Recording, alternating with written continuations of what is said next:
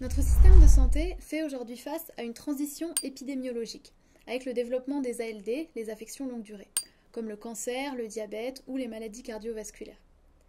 Ces ALD, on sait peu les guérir ou on les guérit mal, et elles pèsent très lourd dans les coûts de l'assurance maladie.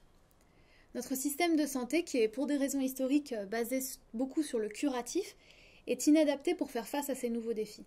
Pour faire face à ces affections longue durée sur le long terme, il est important d'agir sur la prévention. Et c'est là que la santé environnementale entre en jeu.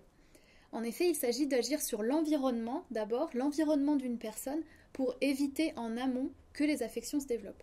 À titre d'exemple, on a les perturbateurs endocriniens qui sont présents dans certains plastiques ou dans les pesticides et dont il a été démontré qu'ils étaient liés à certaines pathologies comme les cancers hormonodépendants ou l'asthme. Le contexte actuel est favorable à une émergence des actions des organismes de sécurité sociale dans le domaine de la santé environnementale. En effet, de nombreux acteurs agissent dans ce domaine, ce qui crée une dynamique d'intervention et peut permettre de lancer des partenariats entre ces acteurs et les OSS, en premier lieu avec les collectivités territoriales.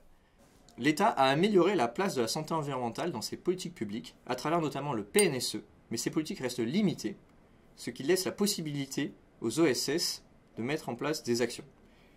Il y a également une véritable fenêtre d'opportunité qui est constituée par le 4e PNSE et la nouvelle coche de l'assurance maladie.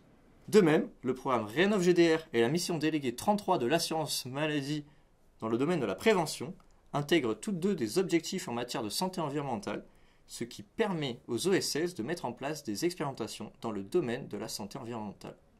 Alors nous avons identifié 3 prérequis pour que les organismes s'engagent. Premièrement, le déploiement d'une gouvernance adaptée. L'assurance maladie pourra être identifiée comme chef de file sur le sujet de la santé environnementale, avec un rôle renforcé des DCGDR en lien avec les ARS. Le dispositif de conventionnement devra permettre d'impliquer les professionnels de santé dans le dispositif.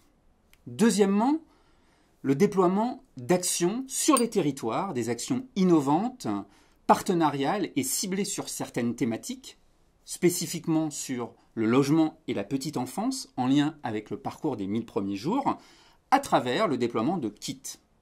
Et puis, troisièmement, l'acculturation des publics